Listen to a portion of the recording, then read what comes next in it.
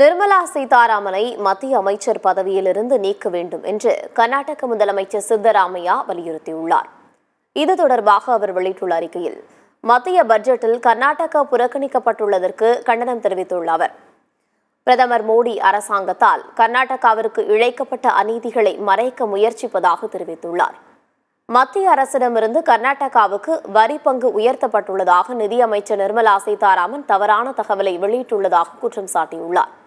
மத்திய அரசின் பாரபட்சமான கொள்கைகளால் 2017-18 முதல் தற்போது வரை கர்நாடகாவுக்கு உரிய பங்கான 1.88 லட்சம் கோடி கிடைக்காமல் உள்ளதாக புகார் தெரிவித்துள்ளார். கடந்த 10 ஆண்டுகளில் பிரதமர் மோடியும் நிதியமைச்சர் நிர்மலா சீதாராமனும் எதிர்க்கட்சிகள் ஆளும் மாநிலங்களுக்கு உரிய வரி பகிர்வு மற்றும் மானியங்களை ஒதுக்கீடு செய்யாமல் புறக்கணிப்பதாக குற்றம் சாட்டியுள்ளார்.